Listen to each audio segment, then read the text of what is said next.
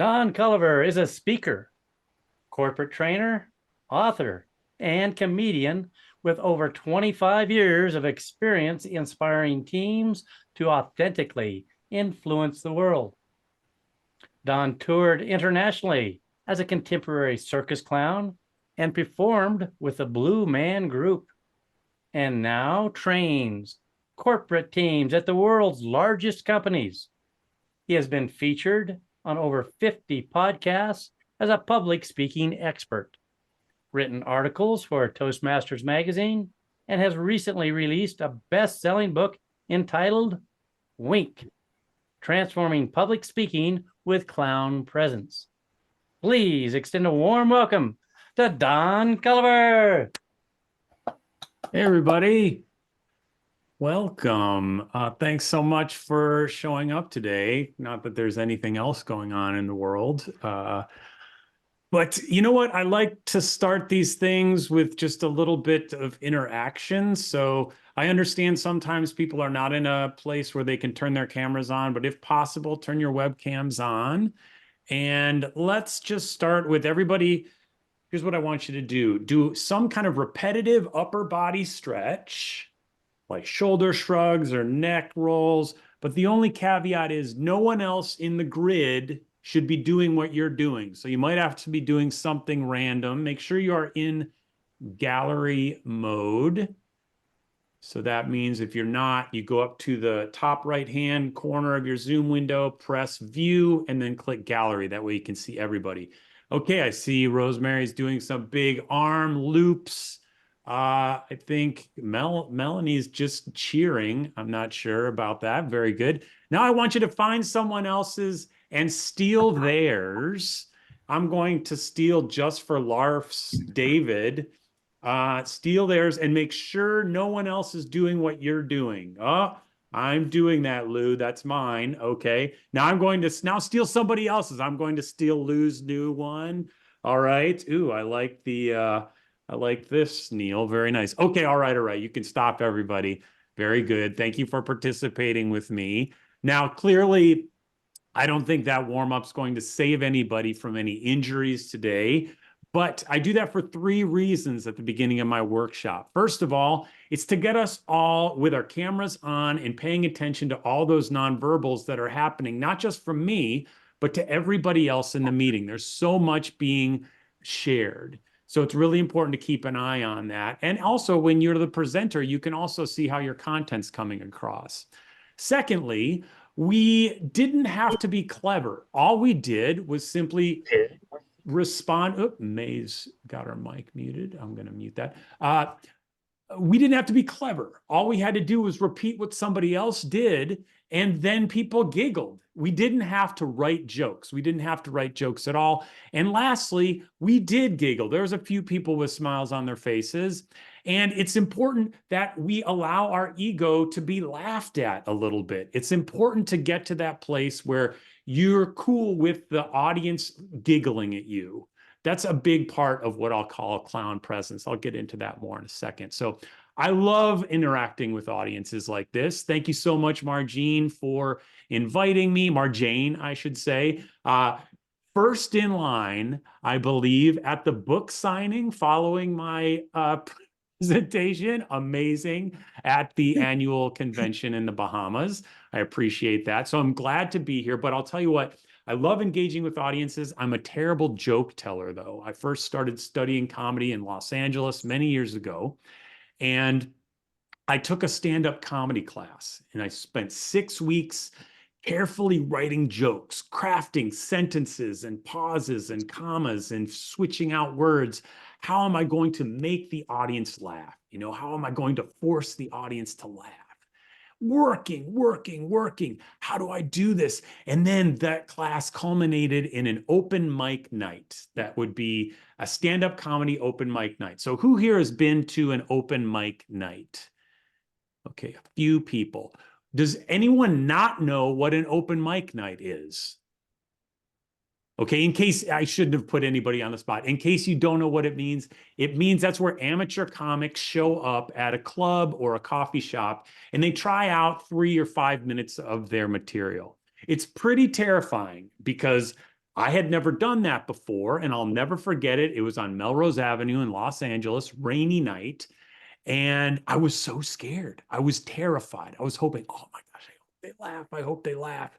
Sitting out in the audience, sipping my decaf coffee, waiting for them to call my name, so nervous. And then they finally called my name.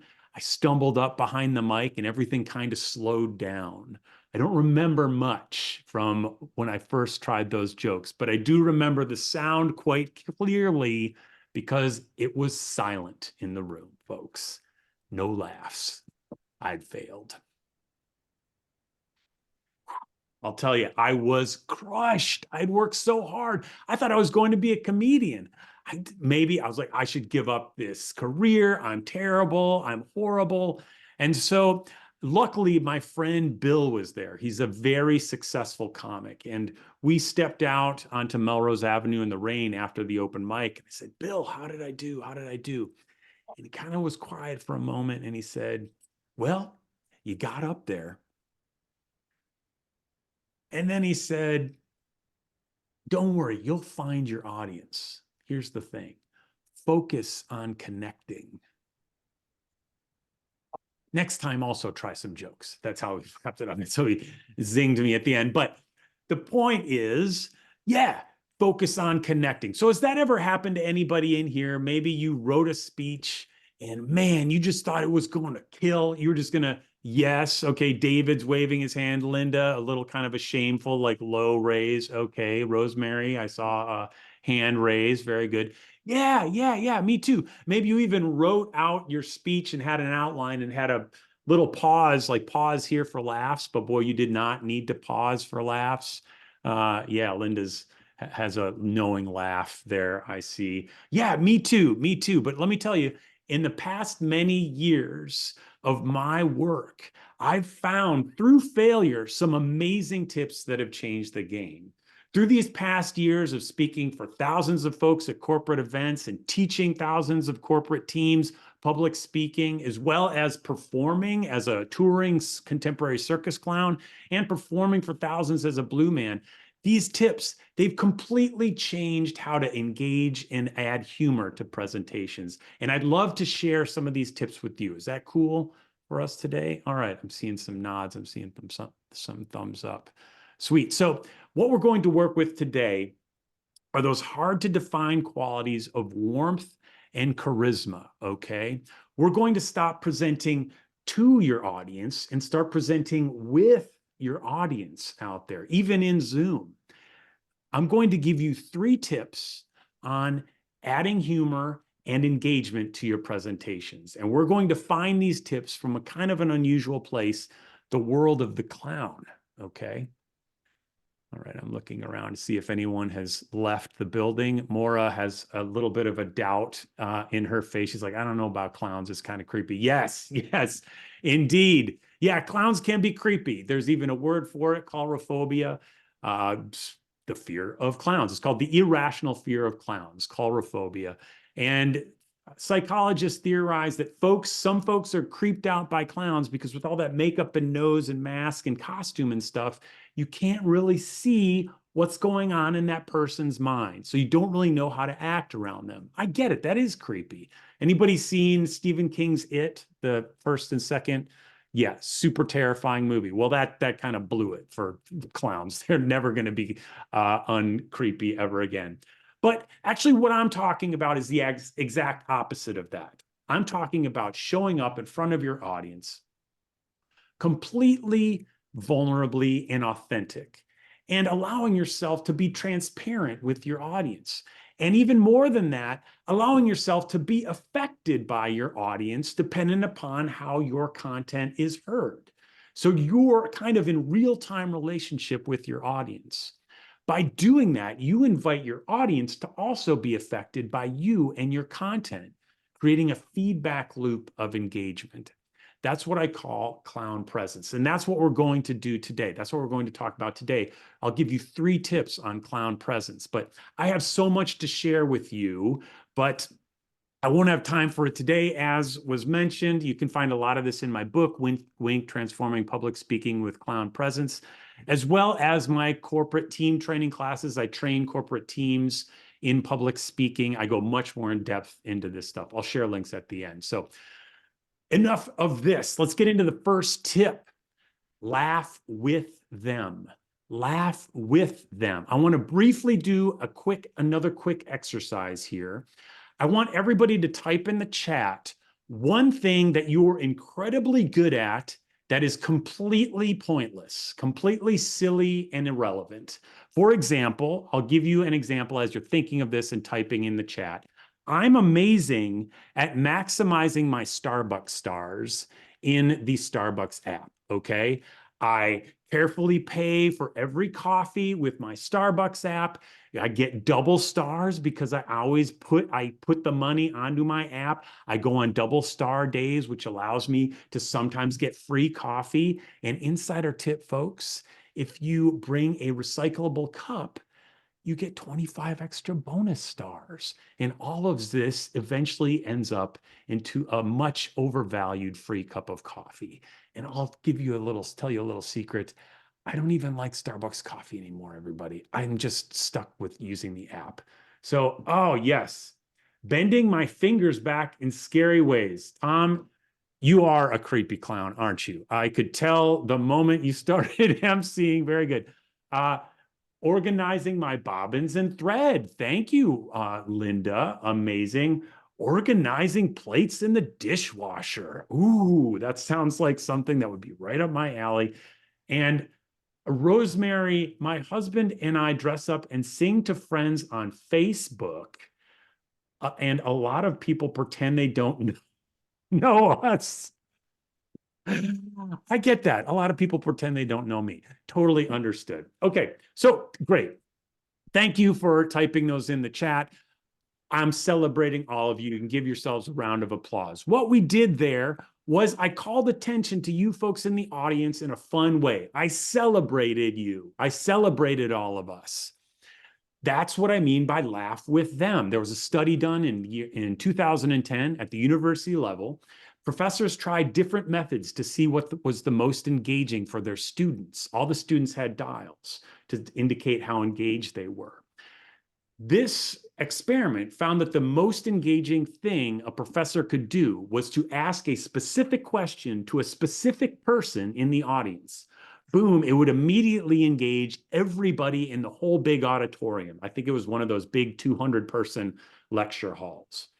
So simply acknowledging a person. When I was performing for the Blue Men, we found the same thing. We had all kinds of bits. We would do marshmallow throwing bits. We had the PVC instruments, all those kind of really engaging bits. But one thing 100% of the time would engage the audience. And that would be when one of the Blue Men would simply look off stage directly at a specific person in the audience and just engage with them for just a moment and then go back to doing something. It immediately would get a ripple of laughter through the entire audience. Simply acknowledging someone specific in the audience will engage the entire audience. But a caveat here, if you use this in your speeches, you only want to do this in a positive way. I've also negatively engaged in a fun way someone in the audience during my solo clown shows. Like if someone's on their phone, for example, I might say, hey, we got a show going on. Like, get off your phone. While it gets a ripple of laughter, it's kind of cheap laughter. And the effect it has is it chills the audience. It disengages them from me. So it's important to only acknowledge someone in your audience in a positive way. This is related to the clown term called complicité. Complicité, it's a French term, and it essentially means you are mutually creating input. You're mutually creating information during your presentation. It's no longer that presentation you prepared at home in front of your mirror. Once the audience is there, you are engaging with them in creating new content, creating new meaning. You're working together. Laugh with them. I want to share really quickly something I've developed. This is what I call the clown presence model, all right? With the clown presence model, first you have you, the presenter here, okay? Over here, you have your audience, A. And then here, you have C, your content, all right? You probably spend a lot of time working on this relationship, your relationship between you and your content, hoping that it's going to hit your audience in the way you intend. When you laugh with your audience, when you celebrate your audience, you're actually focusing on this relationship. You're building this relationship here. That's what I'm talking about. That's the first step of clown presence. Laugh with them. Laugh with them. Second tip, laugh at yourself. Laugh at yourself. I want to share a moment from the annual convention last year in the Bahamas, the annual Toastmasters convention. I was on stage in front of 5,000 people, both hybrid and in person. Never been in front of that many people speaking before. And I had a bit of a wardrobe malfunction, if you will, as well as I was working with a sound person, and we were having a little bit of trouble with the sound effects, as you will see. That sound person's name was Clark, and he was running the sound effects, just to give you a little background there. So let's take a watch here. Ladies and gentlemen, I think the most effective method of communicating with an audience today is no longer flawless oratory and perfect rhetoric. The best way to communicate with an audience today is through authentic humanity. Oh, yeah.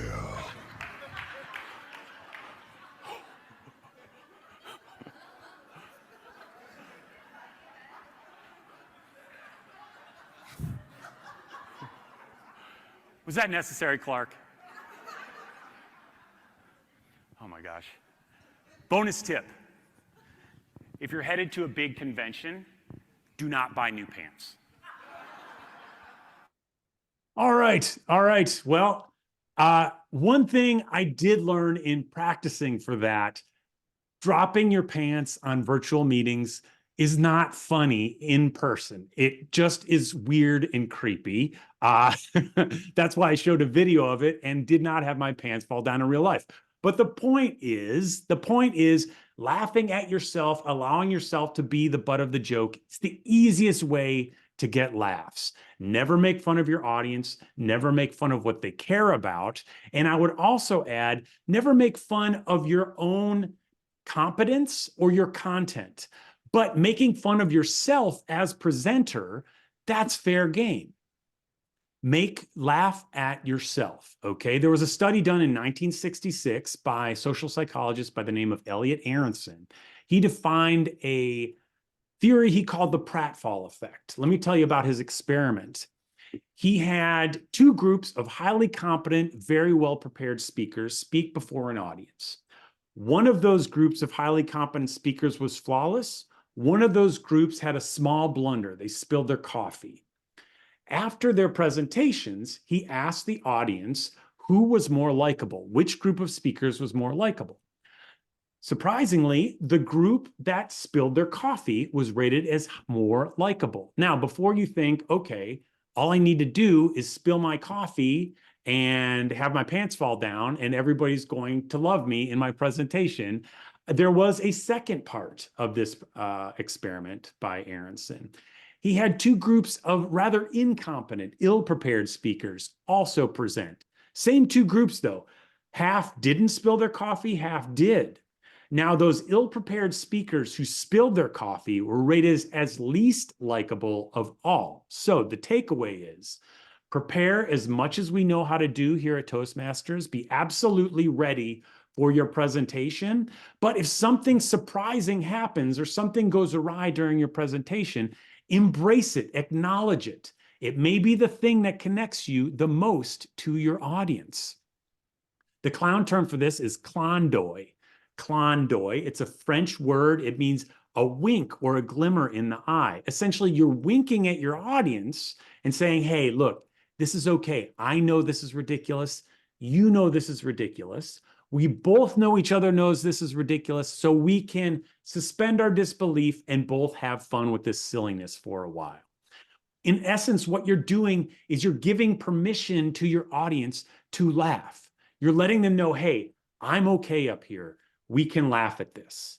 Because if you've ever been in a presentation where something goes wrong and that presenter is absolutely bewildered and ashamed and terrified, everybody in that audience feels terrible for that person. You want to take care of your audience. Your job up there is to care for your audience. And by not acknowledging and not owning and not being cool with errors, you're kind of putting your audience in that awkward position. Clondoy. And that's all about laugh at yourself. Laugh at yourself. That's our second tip on adding clown presence to your presentation. I want to show you how this relates to that clown presence model I mentioned. So far, we've talked about, what have we talked about? We talked about here, we have our presenter, you. We have our audience, right? We have your content. When you laugh at yourself, you're encouraging attention in this direction, from your audience to you. We're building this relationship down here. That's going to help your audience's acceptance and understanding of your content. So for our last tip, laugh at the familiar. Laugh at the familiar. Let's try one more exercise really fast here. This time, I'm going to have everybody turn off your cameras and make sure you're in gallery mode once again. And I'm going to call out a few groups. And if you consider yourself a member of these groups, I want you to turn your camera back on, okay? So turn those cameras off. Thank you, William. I see that floppy disk. I love using floppy disks as a timer. That's amazing. Okay, first group, or again, turn your camera on if you consider yourself a member of this group. Cat people. Can I have cat people? Turn your cameras on. Cat people. Okay, David, very good. Sue, feeling it. Linda, yes. Charlotte, quite a few cat people. Okay, Heather, thank you. Okay, turn your cameras off. Turn your cameras off. Let's hear from the we're going to start some debates here. Dog people. Dog people. Let's see how many dog people we have. Okay. I think the cats have it. I hate to say it. I hate to say it, dog people. Okay, cameras off, cameras off. All right, we are coming into Oscars season. Oscars, for those of you outside of the US, it's the big movie awards season, and the two big debates this year, Barbie and Oppenheimer. Barbie and Oppenheimer. Can we have Team Barbie turn on your cameras? Team Barbie. Okay. I see four. Okay, four. Thank you. Cameras off, please. Team Oppenheimer. Team Oppenheimer. Anyone? Anyone? Okay, 1, 2. Oh, it's close. It is a tie, ladies and gentlemen. Barbie and Oppenheimer. We'll see. We'll see. Okay, cameras off. Final one. This one's a little bit technical for our final one here. In the 1997 movie Titanic, I'm sure many of us have seen this. Final scene in the Atlantic. Rose is floating on a door, right? And her boyfriend, Jack, Leo DiCaprio, is clinging onto the door. Eventually, she lets him fall into the depths, and her love disappears deep into the Atlantic. There's been some debate. Was there enough room for Jack on that door? Was there enough room for Jack? If you are a member of the group that thinks, hey, Rose had to let him go, there wasn't enough room. If you're on Team Rose, turn on your cameras right now. Turn on your cameras if you are on Team Rose. I see 3. Okay. Oh, Sue's not quite sure, but she's going to go Rose. Okay, cameras off. All right, Team Jack. Who thinks Rose actually had room on there? Who? Oh, look at this. Pretty heavy. I had no idea there was such a Jack fans. Okay, thank you very much. Give yourselves a round of applause. Thank you for playing. Everyone can turn the cameras back on. All right.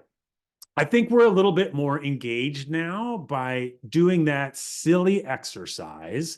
And let me tell you something, there was no jokes, no Seinfeld setup punchline jokes in that at all. All we did was find things we had in common. That's it. That's all you need to do to get people smiling.